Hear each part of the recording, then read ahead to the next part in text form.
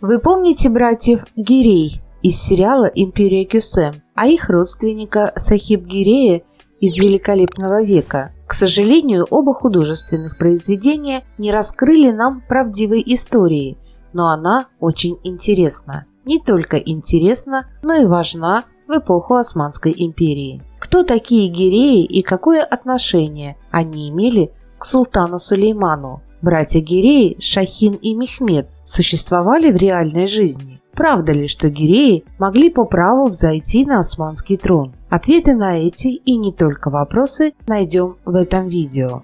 Но коротко. Кто такие Гиреи? Гиреи – это древний чингизский род Чингизиды. Как вы правильно догадались, они являются прямыми потомками Чингисхана. Династия Гиреев правила полуостровом Крым Крымским ханством с 15 века и до момента, пока не присоединилась к российскому государству в 783 году второго тысячелетия. Когда на территории современной России существовало татарское государство, некоторые представители Гиреев управляли Казанским и Астраханским ханствами. Для того, чтобы вы понимали масштабы династии Гиреев, достаточно сказать о том, что ее потомки дожили до нашей эпохи, как они утверждали. В Лондоне Джезар Памир Гирей и в России Эрмек Девлет Гирей являются наследниками престола. Интересная историческая деталь. Мы часто говорим о том, как на самом деле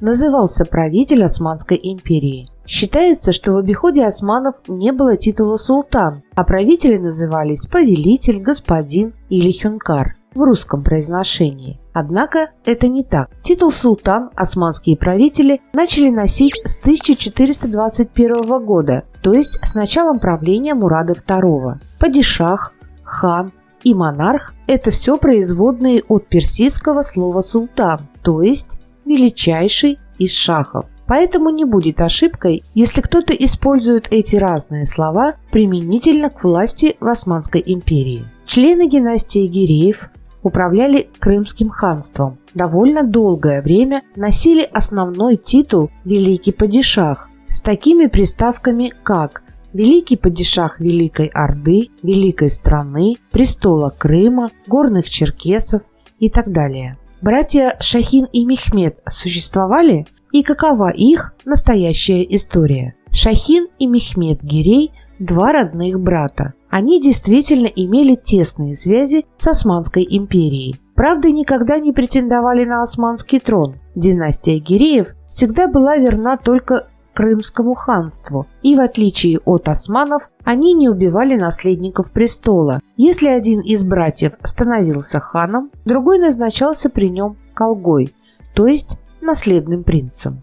Надо отметить, что так называемое условное братство между Османской империей и Крымским ханством продолжалось на протяжении нескольких веков. Османы образовали на полуострове Яйлет провинцию, столицей которой был город Кефе. Яйлет находился под прямым правлением османского султана, отдельно от Крымского ханства. Так продолжалось 186 лет. Яйлетом управлял османский подданный, носящий титул Пелербея. Согласно традиции османской дипломатии, члены династии Гирей занимали второе место в иерархии Османской империи после членов Османской династии. Именно по этой причине, в случае, если у османов не останется наследников, члены династии Гиреев могли претендовать на трон.